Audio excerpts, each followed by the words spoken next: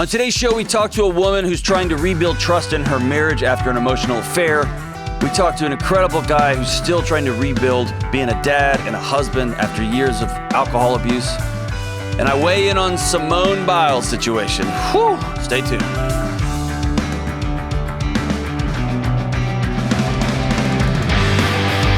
Hey, what's up, everybody? This is John with the Dr. John Delony Show. Talk about relationships and mental health stuff, marriages, parenting, all of it. Right here. We're so glad that you joined us. If you want to be on the show, if you've got challenges, we take real calls from real people going through real stuff. Lots of it, man. Lots of different stuff. If you want to be on the show, give us a call at 1-844-693-3291. It's 1-844-693-3291. Or go to johndelony.com/ask, A-S-K. Fill out the form, and we will get you on the show. So there's a lot going on with some Houston connections. That's where I was born and raised. Sad news, man. We lost Dusty Hill, the bass player of ZZ Top.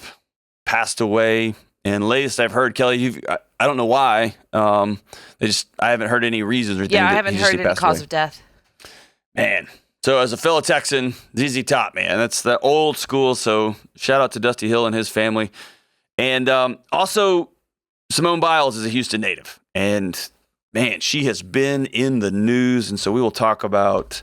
I'll give you my thoughts on Simone Biles' situation, and the Olympian who stepped out for several reasons, but the main one is mental health challenges while she was in competition, and that has just turned the world on its head. Firestorm all over the place. Whew, man. But before we get to all that stuff, this is National... James Kelly, I feel like there's a month for everything now, and then there's a week for everything, and now we're just like a day for like whatever. But this one's a good one. This is National Make a Will Month. National Make a Will Month.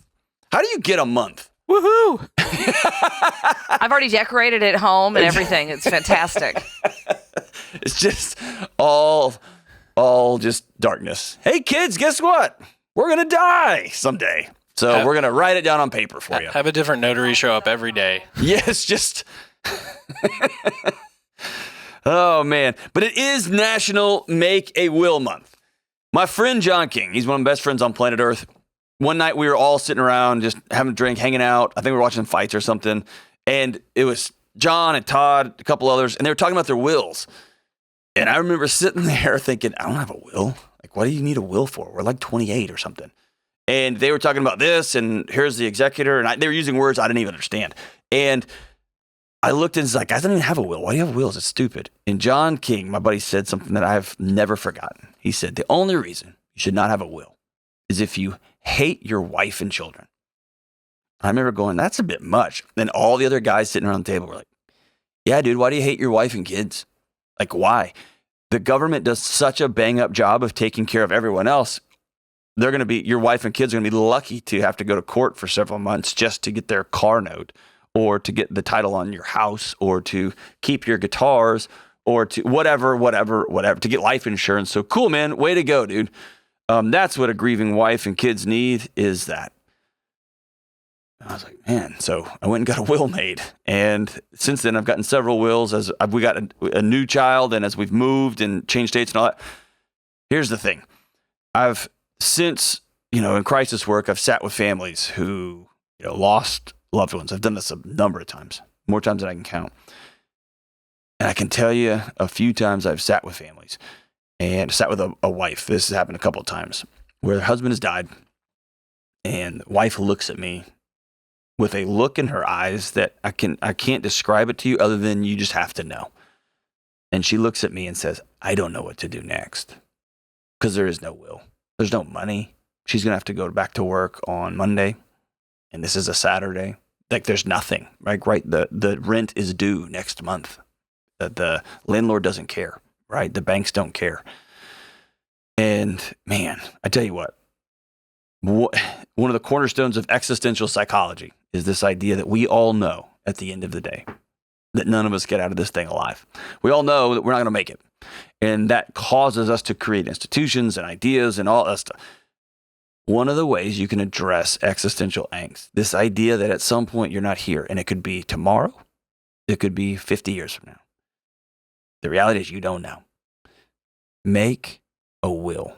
It's the greatest gift you can give your parents, your spouse, your kids. And if you're sitting there thinking, I'm 36, I'm single, I got nothing. I mean, make a will for your mom. Make a will for your dad. Make a will for that friend at church that's going to have to come clean this up, for that friend at work that someone's going to have to come get your stuff. It's a gift. Make a will.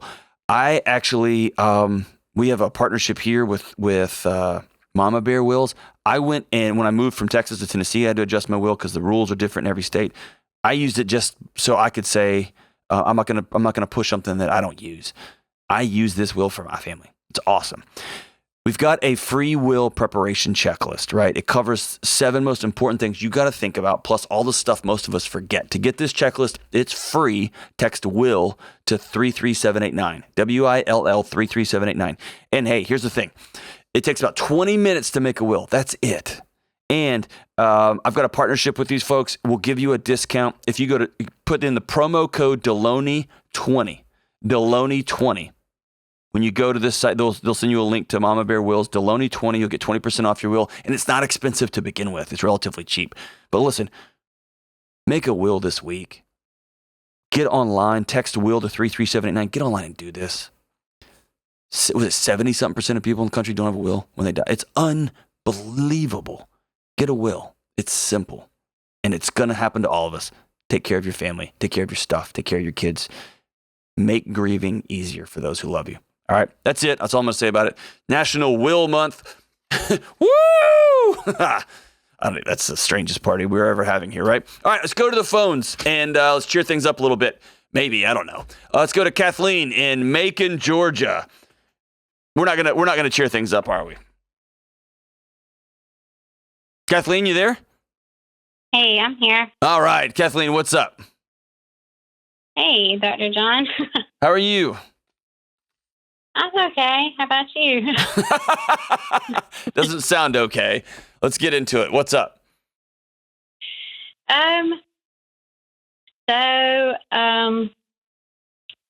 Just calling in because I was trying to figure out. You seem real nervous. Are you okay? Super nervous. Okay, don't be nervous. I'm nervous too. And listen, you've heard this show. I'm not great at this. And so I'm setting the bar really low for both of us. So you're good. So what's up? Okay. So I guess about... Hey, you're hem-hawing around? Just jump on in. You called, like we're in it. Just pretend me and you are sitting in a coffee shop. What happened? Okay, so quick rundown. Like a couple of months ago, or I guess back in March or whatever, started back in March. I changed jobs or whatever, and I had ended up getting involved emotionally with a coworker. Okay. And my found out about it, and your husband found out about it? Yes. Okay. So when you say you got involved emotionally with a coworker, what does that mean? Well, I didn't realize it at the time until afterwards. So I started researching or whatever, and No, you're so around the issues. Tell me directly what happened.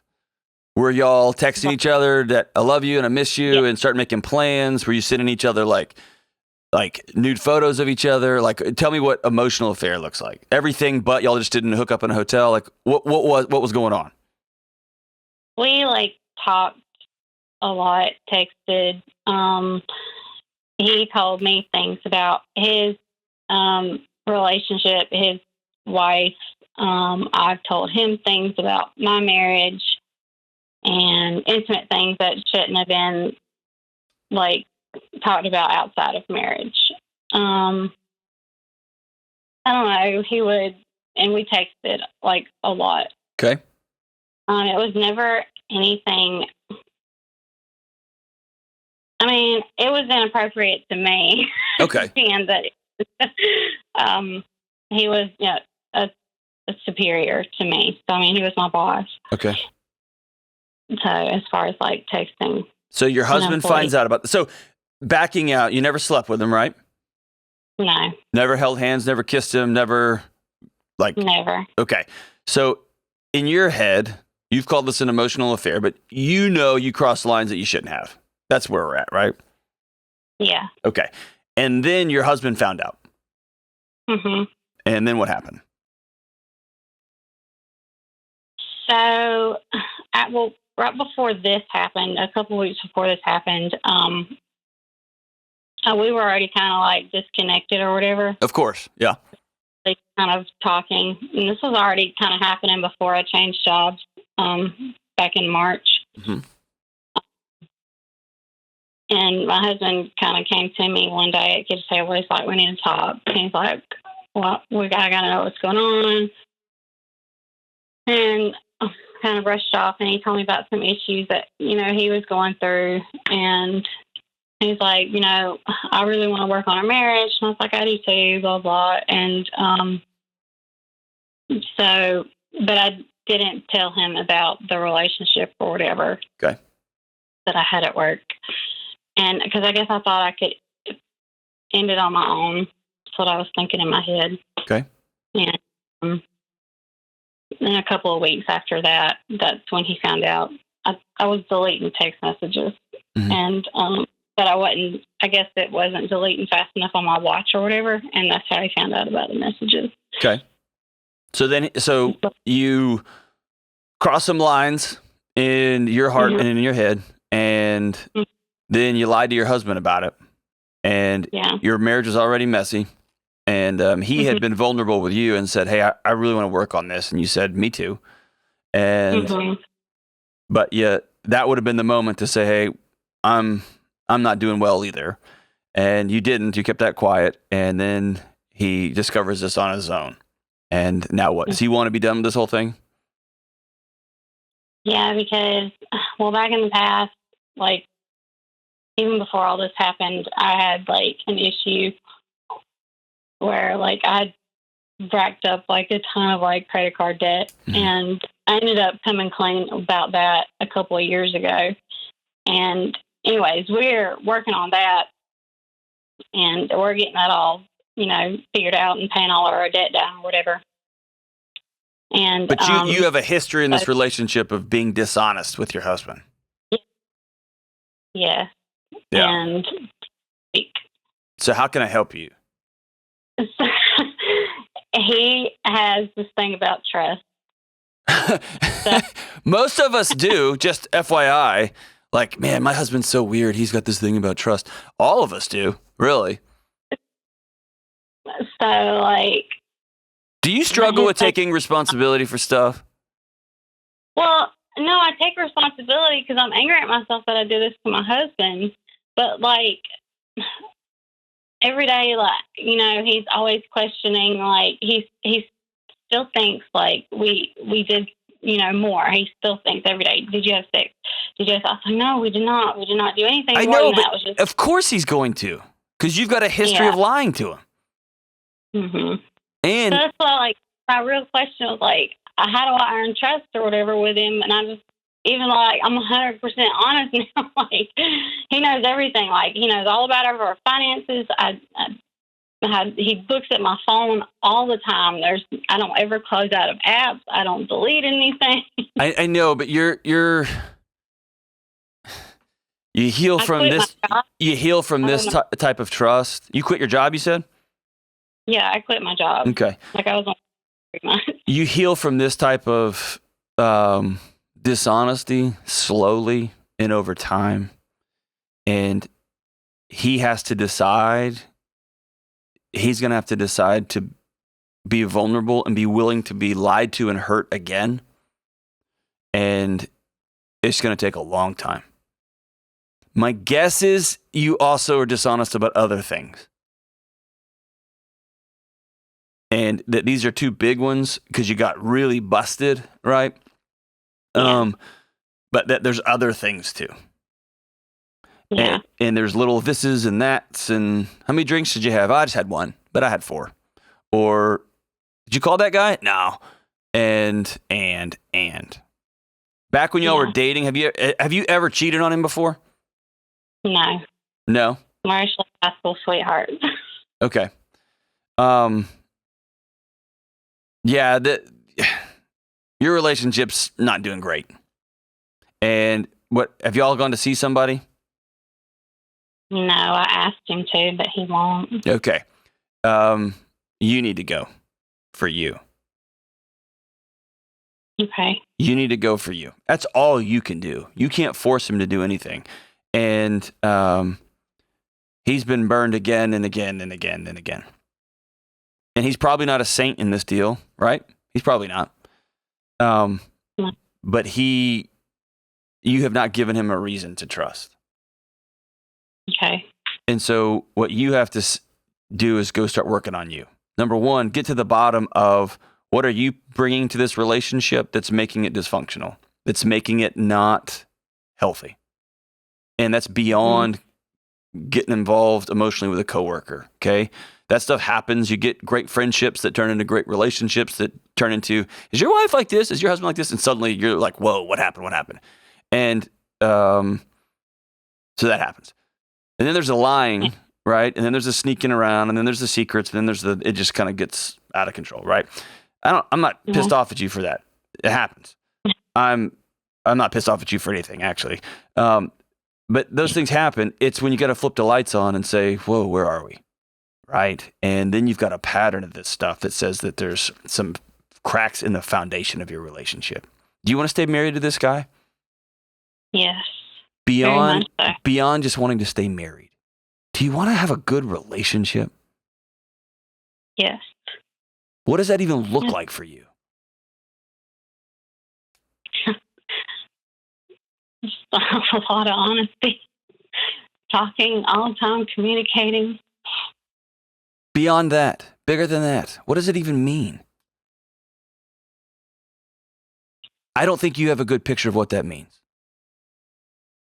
And what a counselor is going to help you do is decide these magic words. What do you want? Yeah. And I don't think you can answer that question fully. I think you can answer what you don't want, which is you don't want to be single. You don't want the guy to leave you. You now realized, oh crap, this all can go away, right? I think you know what you don't want, but I don't think you know what you actually want. Probably professionally. Do y'all have kids? Yeah. How many? 2. 2. How old are they? One's about to be 6, and the other one is 3. Yeah, you are right in the middle of this. This is a hard season for couples. Every couple I know has hard seasons with little kids like this. But it just becomes a mess, especially for a professional woman who's trying to be a mom, all of this is a mess. And I think you got to go sit somebody. It would be great if he came with you, but if he won't, right? If he won't, he won't. You got to go deal with you. And so I want you to call somebody today. If you don't have a counselor in your area, which you do, you can call betterhelp.com/Delony. They'll give you a discount. You can join on that. I got a partnership with them. You have no excuses. You can do it online. I'd rather you go in person right now because this thing's a mess. And let him know I screwed up. And you can continue to look at anything I've got. I'm going to go take care of myself. I haven't been who I want to be in this thing. Life is nuts with 2 little kids. I had to quit my job. All this stuff. I just need to get things straightened out. I'd love for you to come with me. And you cannot talk your way into him trusting you again. That's gone. You've got to show. And not performative, not look, but I love you. I'm going to keep showing up. I'm going to keep showing up. I'm going to keep showing up. And I'm going to start working on me. So thanks for that call, Kathleen. That's hard, man. That's hard. It's hard. I'd love to talk to him. Have him give me a call. I'd love to hear his side of this thing too. I'd love to chat with him. Sorry, there's not like a silver lining on this one right now. This is just mess. Actually, you know what? There is a silver lining on it, but it's going to take a lot of work, a lot of intentional work, and a lot of Kathleen going first, right? That's yuck. Sorry, everybody. Let's take a break. Let's take a break and we'll be right back on the Dr. John Delony Show.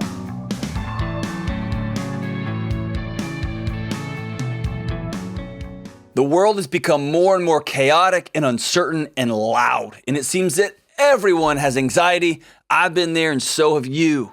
It's why I wrote this small, direct, and personal book called Redefining Anxiety. In this book, I discuss what anxiety is, what it's not, and how you can get back on the road of being whole and well. Listen, you are not broken, and I'm living proof that you can get your life back. I wrote this book so everyone could read it, not just science nerds like me and my friends, and I priced it at $10 so that everyone can afford it. This little book landed on the bestseller list and is now being purchased by the case and given away in counseling offices, universities, churches, and homes across the country. I don't care if you're a teenager or an executive or a 75-year-old grandmother, this book is for everyone. So go to johndelony.com and get your copy of Redefining Anxiety today. All right, let's go to Andrew in Charlotte. Hey, Andrew, what's up, man? Hey, Dr. John, how you doing, man? I'm all right, brother. How are you? It's a good day because I'm talking to Dr. John Delony. So thanks It's for a having me better on. day because I'm talking to Andrew, man. So what's up? How can I help? So here's the thing. I'm a recovering alcoholic. Okay. And I'm having some struggles. And the best way I guess I can put it is I kind of feel like Brooksy from Shawshank Redemption. You know what I'm talking about? Like struggling with life on the outside. Yeah. And, this life after sobriety. And how long you been sober? In particular, about 22 months. 22 months. Are you in a program of any kind? Yeah, I joined AA. Still going to meetings? Okay. Yep. Is that working for you? It has been. I got to be honest, though. Lately, I don't know if it's the group I'm in, the area that I'm in. I've become a little disenfranchised, and I know a lot of that's on me, but it just kind of feels like I'm not. It just feels like for the last maybe year, I've been kind of talking around in circles and talking to the same people, telling the same stories. And I kind of feel that I've hit a rut and like I'm stuck and not moving forward. What are you doing differently? I've started being a little more relational with people kind of outside of the program and trying to get in touch with what it means to be a friend and to use the people around me that care about me. So something I've been doing different lately is, more one-on-one chats with people that I trust. Okay. Which that's been a good change. So you're married, right? Yeah. You got kids? Yeah, we got 2 kids. How's that going? Man, it's been so great to reconnect with my boys. They're 2 and 4. Awesome. And and that's been really good. But what I'm struggling with is I drank heavily for a long time. Yeah. I started young. I was a professional musician and very much lived kind of stereotypical lifestyle. Yeah. And about 18 years of drinking from the age of like 17 to 35.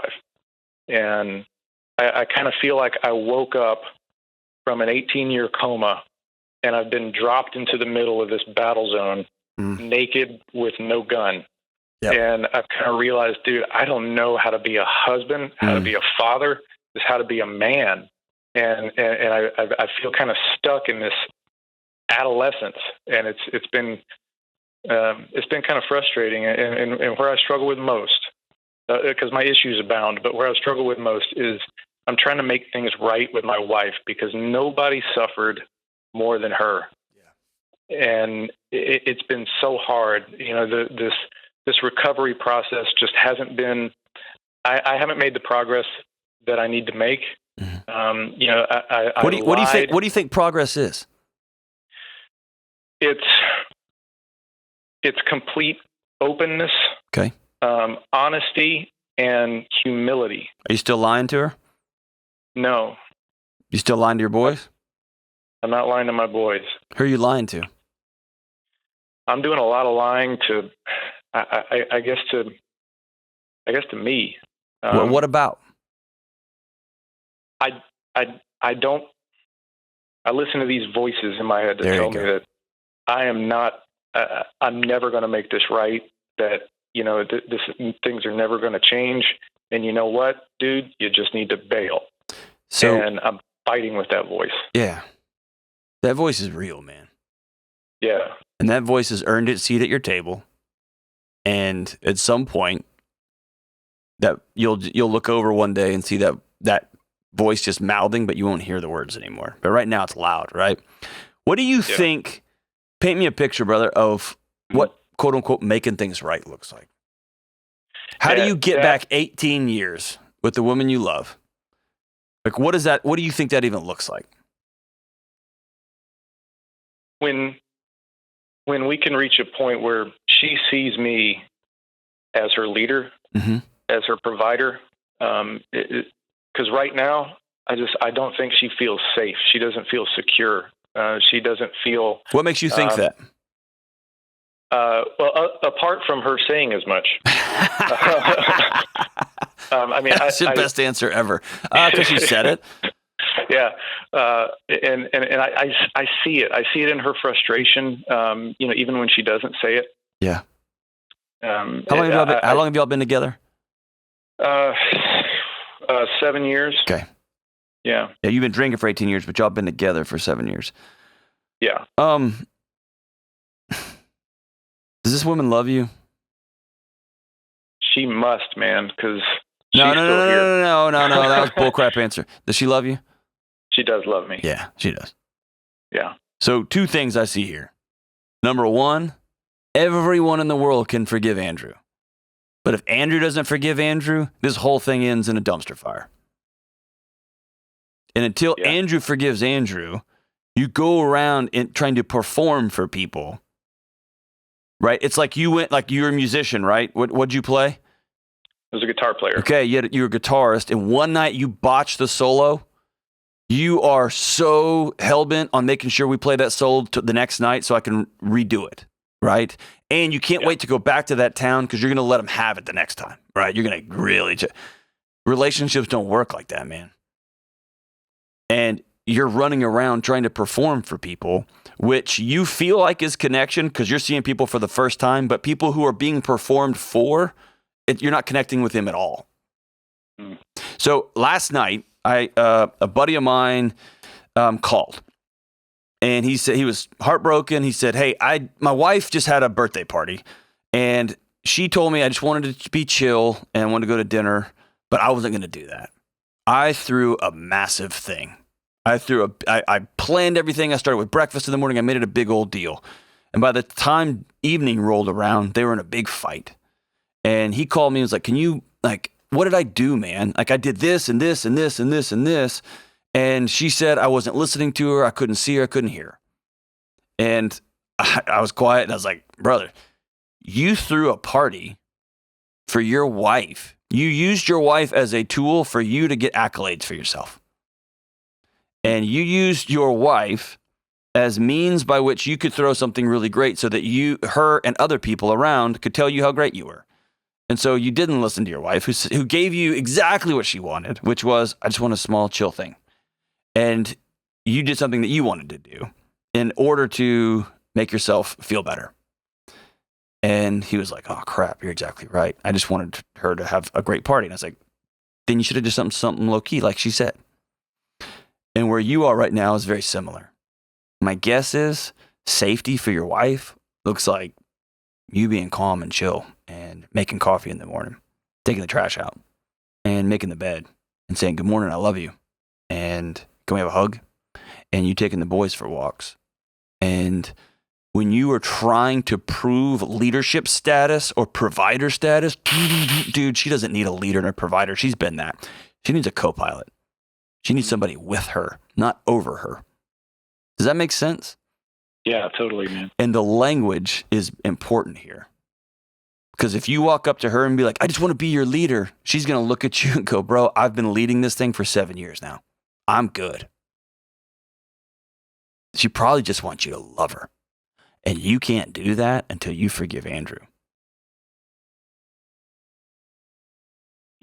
Why don't you love Andrew enough to forgive Andrew?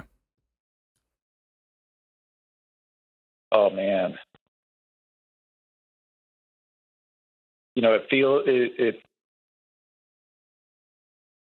I really hate the things that I've done. And I guess I keep dwelling on that. I can dwell on stuff with the best of them. That's right. Hey, you just said it perfect, though. Do you have a pen in your hand? I've got a keyboard. Okay. I want you to type a period on that keyboard. Just type it. 1 dot. Done. You said the things I've done, period. Past tense, over. There are 0 things you can do about those things. None.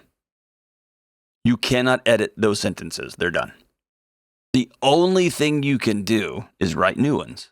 Or you can just keep reading the old ones over and over and over and over. And especially for people working through sobriety, but for all of us, ruminating thoughts, just letting those suckers spin, feels so good, man. It feels like we're doing heavy lifting. It's not, man. It's a complete burn of social and spiritual energy. And what I'm telling you, dude, is quit reading the old sentences. You can change 0 of those things. None. What you can change is how much you love those boys.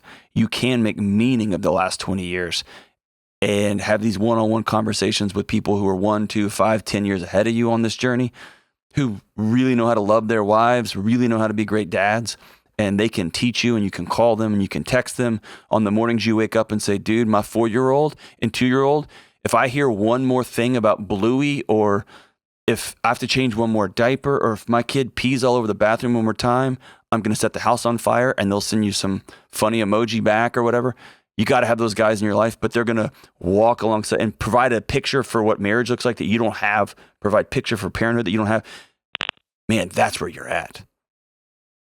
You cannot change the done things, period. And so after this call, I want you to, the one challenge I have with AA, I love that it connects people together. I love it with all my heart. I love that it gives structure to people. I love that it pushes people outside of the things that they can see with their hands, the scientific part, and says, man, you got to surrender to something bigger than you. I love all that stuff. I love the talking and talking and talking and the honesty and the vulnerability. I love it. The one thing I don't love about it is the identity that I am and will always be this. That's my one beef with it, because I think you can change. And it starts with forgiveness of yourself, and it starts with reconnecting. Has your wife told you what she needs from you? Yeah, she has. What has she said? Well, the basic thing was stop lying, start communicating. That was the headline. And communication and letting her in. Yeah. That's what she needs. So here's what we're going to do, starting today. You ready? Yeah, I'm ready. I want you to do 3 things together. Number 1, every day I want you to start and end every day with skin-on-skin contact, usually by holding her hands and looking her in the eye. And this is going to sound cheesy. Tell her some idiot on the radio told you to do this, okay? And I just want you to stare at her into her eyeballs for 10 to 30 seconds while holding her hands. That's it. Say nothing. Now, brother, you're communicating. You're not transferring info. You're not giving her a bunch of facts, a bunch of data. You're communicating. Okay? This is connection. All right. The second thing is I want you to ask her, what does your picture for today look like? Just today. And not, hey, what are you going to do today? Well, I'm going to do this. What's your picture of today look like? What does peace and laughter and forgiveness and joy, and what does that look like today? And let her speak into your life. And then you answer with, awesome. I'll do what I can to help make that happen. Period. Conversation's over. Okay? Right. The third thing is I want y'all to begin to do a gratitude journal in the morning and in the evening together. And so what you're asking of her is 5 minutes a day. And the gratitude journal is going to be a single journal y'all keep on your bed. That's just going to be something y'all do together, which is I'm grateful for. 5 in the morning, 5 in the evening before you go to sleep. Okay? That's it. That's it. And when she tells you something, no rebuttals, no, none of that. If it sets off your body and you can feel it in your chest and you can feel it like, oh, I'm starting to feel the shame, I'm starting to feel the crazy, you take that stuff to your sponsor. You take that stuff to these one-on-one conversations you're having with people. But right now, what you're learning, you're teaching your wife that you are a safe place. You're not going to lie. You're not going to give rebuttals. You're not going to be like, well, what you should be doing it. None of that stuff. You're safe. And what's going to happen in short order, I'm talking like 30, 60, 90 days, her alarm systems are going to start tuning way down. She's going to, when you're around and you're looking her in the eye, her heart rate's not going to take off on her. Her brain's not going to start spinning.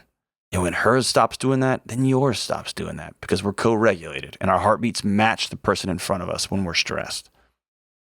And you're going to see a general temperature coming down in your home. And every single day, by the way, you're going to hold your little boys and you're going to hold their face in your hands and you're going to look them in the eye and you're going to make silly faces, but you're going to touch them on the face. And when they say, nope, this happens every day. And you're going to tell them you love them. And every time something comes up from your past that you remember, you're going to say the words out loud, nope, not going there. Because you can't do anything about it. Oh my gosh, that one time I said I was going to come home and I didn't show up and I ended up on a bus, but nope, that's it. I'm out. I'm stopping it, right? This is you slowly retaking control of two important things, your thoughts and your actions. And by the way, dude, you got to have a workout program. You got to. You got to start exercising. You got to start eating right. These are the baseline stuff, right? Andrew, 100% you can get there. So here's what I need you to do after 30 days of this. Skin-to-skin contact twice a day, gratitude journal today, twice a day, asking your wife, what does today look like for you? 30 days, I want you to holler back at me. And if you say, like, this thing sucks, we did this, you're an idiot, Delony, I will announce this on this radio show. 1 million people listening. I almost guarantee it's not going to. Okay? Guarantee it's not going to. Thank you so much for your bravery, brother. I have 100% confidence in you. And if it makes you feel better, you're right where you need to be. You're right where you need to be. It's going to be hard 2 years in. Hang in there, brother Andrew. Thank you so much for that call. All right, James, Kelly, Simone Biles real quick. What have y'all been hearing? It's been very divisive. I mean, you're hearing that she's doing great for taking care of herself and thinking of her team, but then there's been this side that's been she's selfish and she's letting her teammates down and she's just thinking about herself. It just seems it's just everybody has an opinion on it. And it's pretty strong opinions, too, for something that doesn't affect them. So here's just my rant. I'd love to hear y'all pop in. You've got the greatest gymnast of all time. And if you go back and look at some of her stuff, like she's won gold medals with broken bones in her feet. She's all kinds of injuries where she keeps going. To do the things that she does behind closed doors is hours and hours, hundreds of falls from heights onto mats and eating it and bashing your head and your arms and your elbows on poles and beams and whatever. So number one, we're going to take off the table she's weak. That's off the table. That's absurd at a level that's so stupid. So if anybody listening has said, she's just weak, you're wrong. You're an absolute moron. You're wrong. Okay, so that's off the table. Number two, to do a flip off a high dive into a pool scares me. It's not easy, right? To do 88 flips in the air, whatever crap she's doing, and spinning and doing circles and twisters and whatever in the air. And then, by the way, if her foot hits the ground and it moves 1 inch, we're all like, "Oh, she tanked it, man." By the way, I think I saw the other day, she's the sole surviving person who's still on the team who's involved in all of that, those years of sexual assault from that evil Nasser idiot. So you're carrying the face of sexual assault survivors to the globe. You're the number one on planet Earth, and you've gone through all of these practices where your mental toughness is every second of every practice. And then, by the way, she's known in the city of Houston for showing up in the middle of the night during hurricanes and food drives, not as a celebrity, but hey, I've got time. I can throw boxes. So she's known as a person who helps her community out.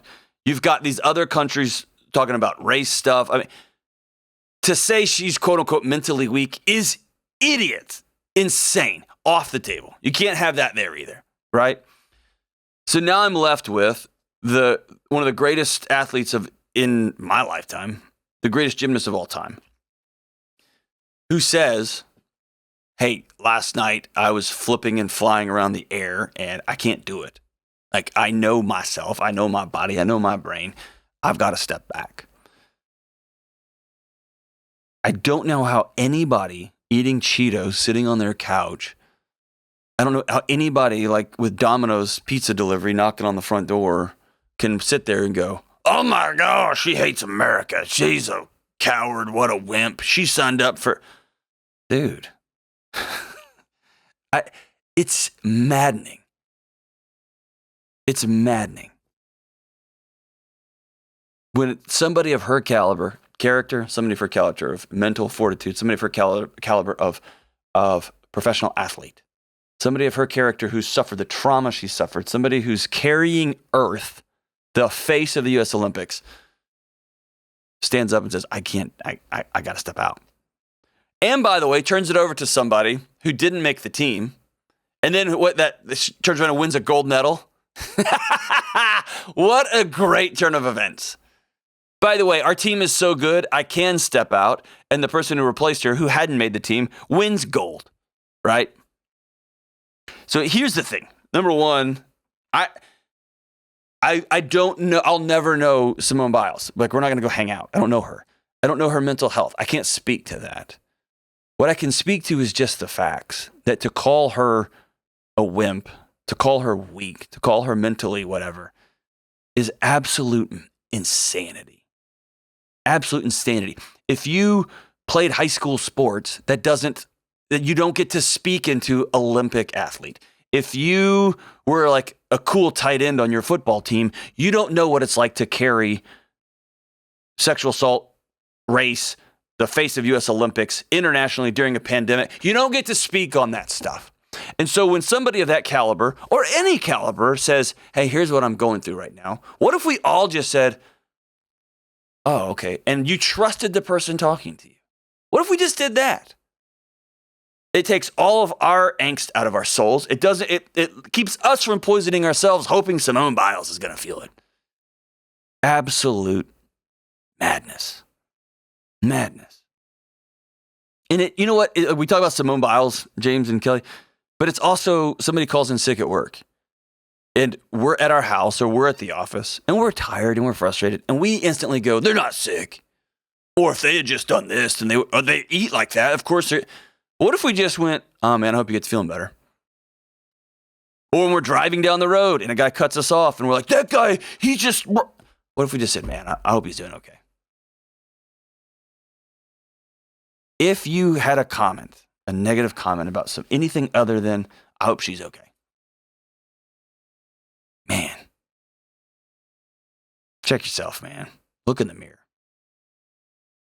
You don't have no idea. And we've got a culture that just thinks we can comment on everything, especially negatively. Just stop. I don't know. That's my thought. That's my thoughts. Yeah, I know the least about it than probably anybody in this room. But the thing, first of all, like, you never know. There's always more behind the scenes going on than you know, and we'll never know about.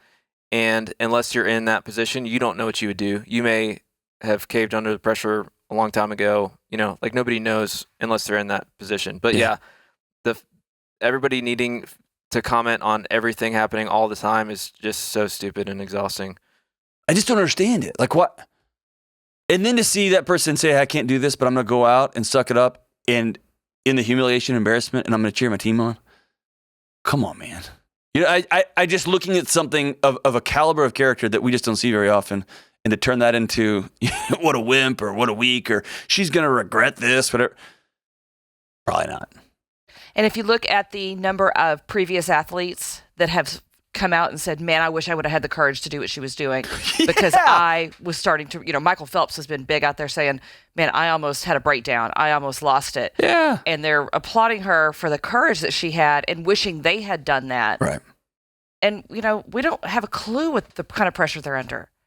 I can't even wrap my head around it. Right. I can't wrap my head around it. But I can know this. One of the ways people ask me all the time, dude, you always just look like you're just chill. Like, you always just walk through life pretty light. It's because I just choose to believe people. And when they tell me they're struggling, I choose to go, man, I'm sorry.